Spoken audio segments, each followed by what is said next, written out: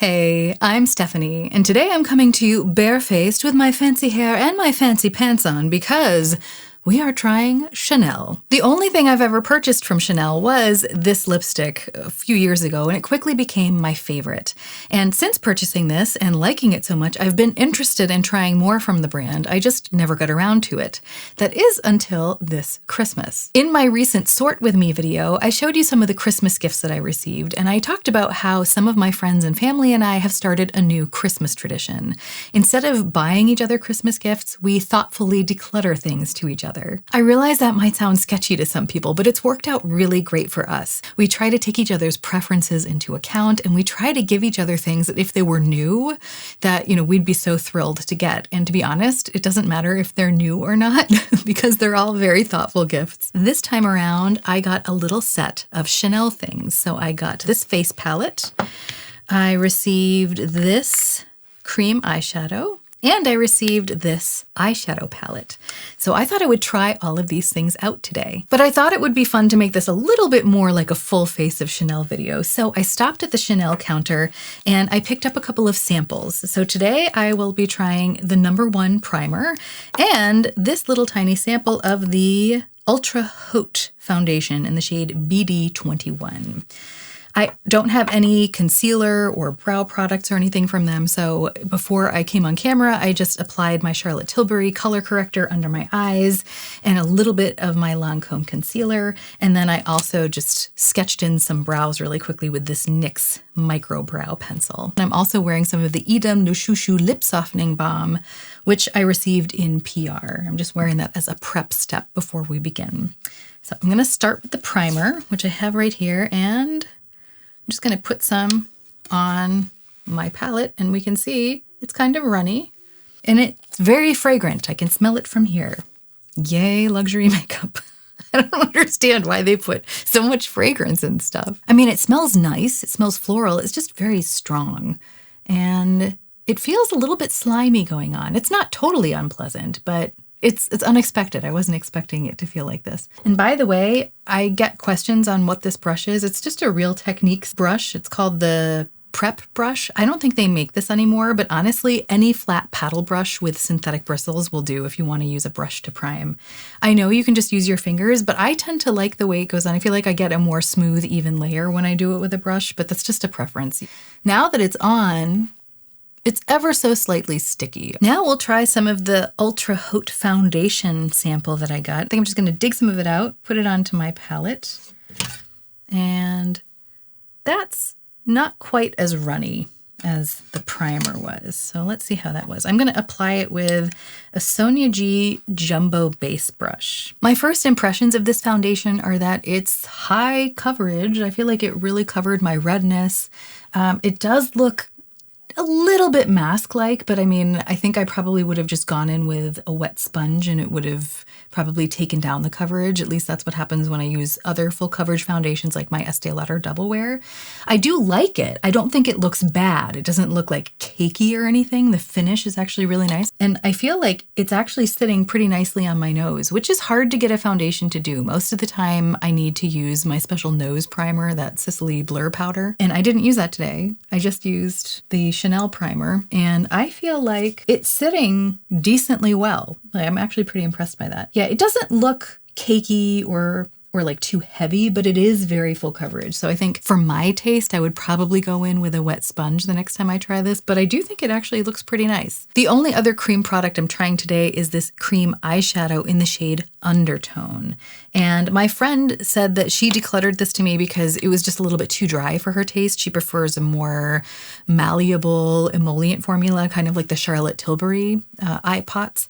And since this is apparently very dry and stiff, she thought I might like it better than she did. And I'm very willing to try it. But I think what I'm going to do is I'm going to try scraping some out, because sometimes when a product is like really dry and stiff, it's not dry, it's just more of like a putty. So I can see how that might not be everyone's cup of tea. What I'm going to try doing with this putty is I'm going to try to really work it into my brush. And to do that, I put some of it on my palette and I'm just really getting the brush in there. I'm pressing it into these bristles. This is a Sonia G blender brush, and I am going to see if I can really work this into the eye. And when I do it like that, I just get a very subtle application. There's like very little going on there. I see some subtle sparkle. It's very pretty, but very subtle. So now what I'm going to see is if I go in with my finger, if I'm going to get more of an effect. So put some on my finger, and now it's acting a little bit flaky, like I had a really big crusty piece on there. Okay, but it's starting to build up, and it's looking lovely now. I'm just going to bring it into my crease and just see what it looks like as a one and done shadow. And when I go in to do the second eye, I'm just going to go in with my finger because that's what worked best on the first eye. Yeah, when I apply it like this, it's going on very easily, looking much nicer. So I think this is one of those shadows that I'm just going to use my finger to apply. But it's also kind of made, I feel like, to be a one and done, really simple shadow.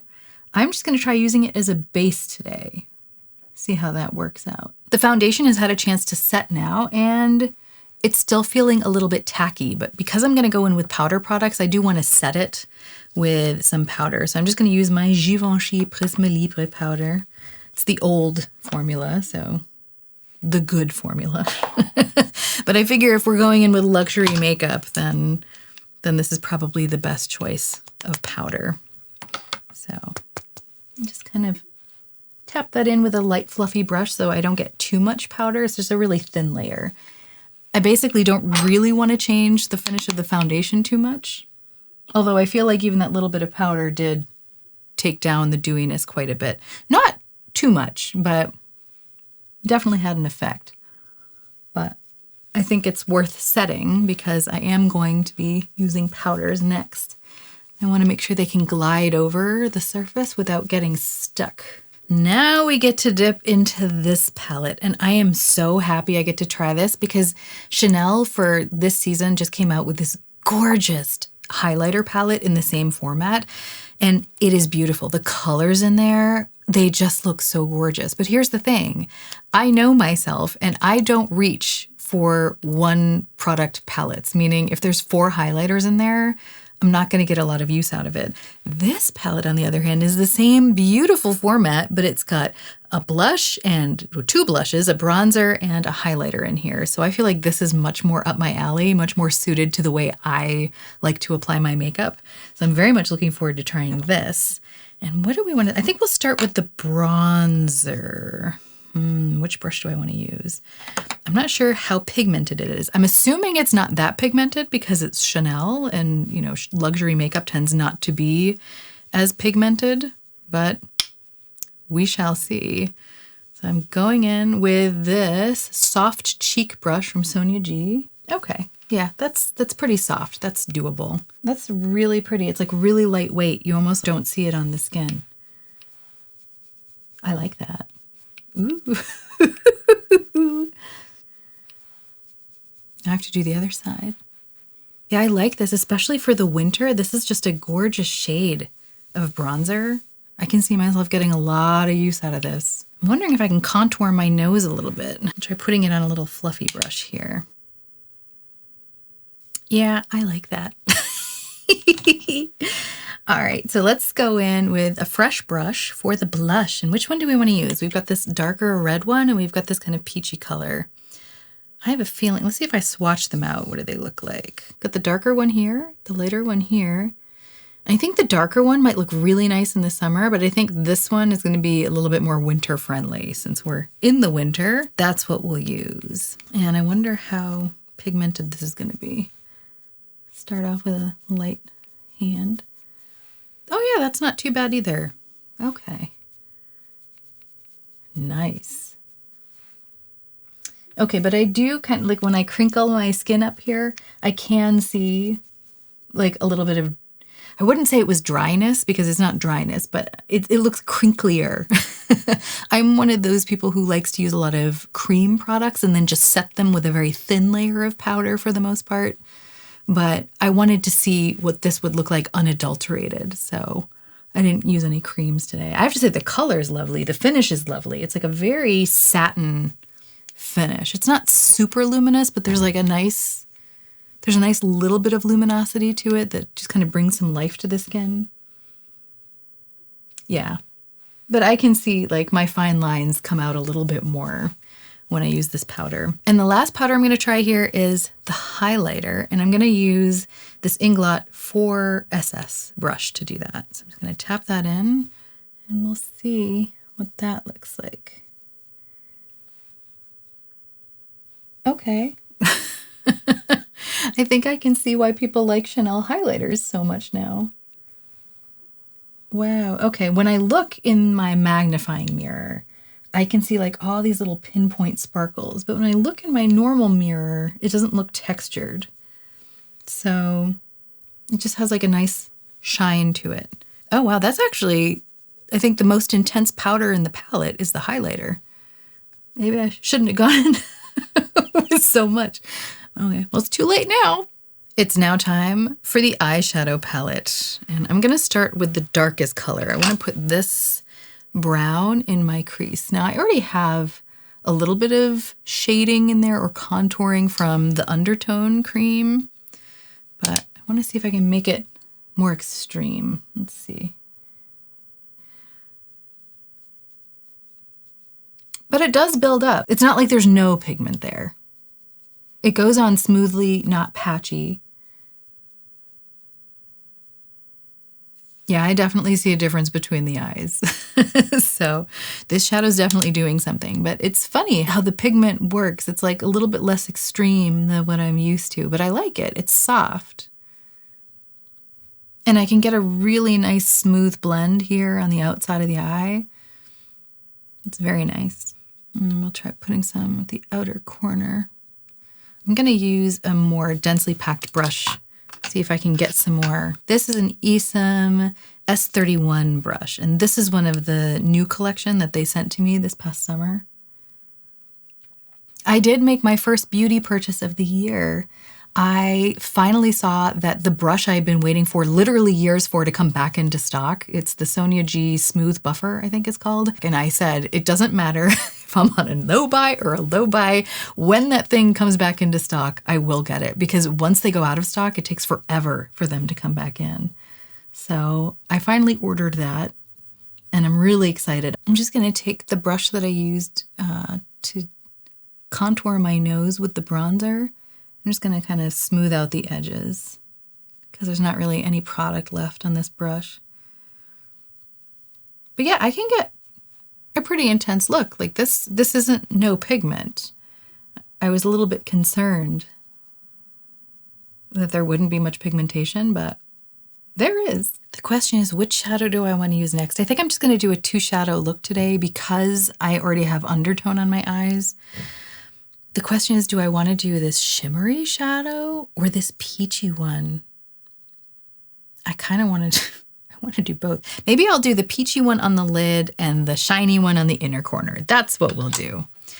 All right, so I'm going to try this BK Beauty 203 brush, and I'm going to just kind of put some of that peachy color on there. I feel like I really like the color and I really like the shine, but at least the way this shadow sits over the undertone base I have on, I feel like at least when I look in the magnifying mirror, like it's a little bit scaly looking almost. So I'm not a huge fan of that. But when I look in my normal mirror, I don't see that scaliness. So I'm going to have to experiment with that. It might be that undertone is just a good one and done shadow, but maybe not the best base. But now I want to try using this dark shadow as a liner. I'm going to see if I can build that up along the lash line. Yeah, kind of, sort of, but I'm not super impressed with it as a liner. I mean, I have some soft definitioner on my eyes, so it's not a total fail. But I do think I want to try putting the shiny shadow on top. I just want to, in the middle, just there. I don't see a huge difference. I just see some fallout under this eye. Now I just have fallout everywhere. Okay, let's see. What happens if we put it on the inner corner? Just tap it in. Okay, yeah, this is kind of like a topper shadow, I think. It's like very glittery. And we're just going to do some sparkly highlight under the brow, because why not? I'll put some mascara on and be right back for the lipstick. All I did was wipe off the lip softening balm. I applied a little bit more brows because I feel like my eyes were more defined and the brows needed to pop a little bit more. And then I added this Bobbi Brown Smoky Eye Mascara. I just have this sample of this that I'm trying, and I wasn't impressed by it because it would flake really easily on me, and it also smudged up here on my very prominent brow bone. And so I wasn't a fan of it. I'm still not the hugest fan. Like, I do like the way it makes my lashes look. It's a nice mascara, but I was able to fix the problem of the smudging and the flaking by adding some Duraline to this. So the problem is solved. I will use it up. Now it's time for the lipstick, which is the one product here that I've had a lot of experience with because I've owned for a long time. It's the Rouge Coco formula in the shade 402 Adrienne. And this is a perfect peachy nude for me. Now that the hair is down and the lipstick is on, I feel like I need just a little bit more blush. So I think I'm gonna be bold. I'm gonna go for that darker shade just to see what it does. We're just playing around today. I don't have anywhere to go. So that's nice. That's fun. It's like my own little sunburn. A sunburn without the sun damage. Yeah, that's nice. I like that. And we'll put just a little bit in my crease, too, of the eyes, because I always feel like that brings everything together, makes it a little bit more organic. And voila, the finished look. So what are my first impressions? When it comes to the foundation, it's a little hard to tell because I also tried it with a new primer. What I can say is at the moment, it does seem to be emphasizing my marionette lines a little bit when I look in both mirrors, not just the magnifying mirror. So I think I would have to probably try it with a different primer or a different application method because it is very full coverage. So I'm not sure that this primer is for me. I think what I need to do is try this foundation with my Bobbi Brown primer. And if that doesn't work, I would try this with my Bobbi Brown primer, and then I would use a wet sponge instead of a brush. I need to try out a couple different things, but the finish of it generally is pretty nice. Like, it's very full coverage, but it's not super matte, so it doesn't look like a really stiff mask. Chanel's Undertone cream shadow is also going to take me a little bit more time, I think, to get to know. Applying it with a brush was a dud. It didn't really show up all that much, but applying it with a finger seemed to work pretty well. So I have a feeling this is the perfect kind of one and done shadow, but I, at least based on my experience today, don't feel like it's a great base. However, the color is very nice for my skin tone as a one and done. So this definitely has potential. My favorite thing that I tried today by far was this palette. I have a feeling it's going to get a lot of use. I really like the bronzer. I really like the blushes. I still have to figure out the highlighter. It's really nice. It's like weird because it's powdery and it's flaky, but it looks nice and it doesn't look dry. So I still have to wrap my mind around that one. But when it comes to the other three powders in here, I'm already sold. This Les Beiges warm eyeshadow palette also wasn't a clear winner for me today. That could just be because I was using the Undertone shadow as a base, and maybe that dry formula isn't the best base for shadows like this. So I'm definitely going to have to give it another try. The darkest shadow blended out really well. This peachy shadow has potential. This glittery shadow, I don't know. I don't know if I have to use it with like a glitter glue or something because it definitely gave me some fallout on my cheeks. But I mean, it does look nice. It's a nice point of interest. So my thoughts aren't either way on this right now. It could be great, but it could also be a dud. And the lipstick, well, that's long been a favorite of mine, so nothing changed there. Overall, my first impression of a full face of Chanel was not bad. They say never meet your heroes. I don't know. It's so fun because I was so looking forward to making this video and to trying out all of these things. But the reality is, I was a little underwhelmed. And that could very well be because of the combination of things I was using. So I'm definitely going to have to try all of these things with products that I'm used to using just to see how they work in the context of how I do my makeup. Has this ever happened to you where you've built up your anticipation about a product for so long that when you finally try it, you feel a little bit let down? Like I said, I'm going to have to give this a fair shot. I'm not going to lie. I was really thinking that I was going to come out of here looking like a model, and I just look like me.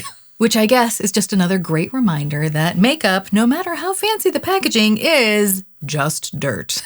If you'd like to watch another video about just dirt, I've got one for you right here.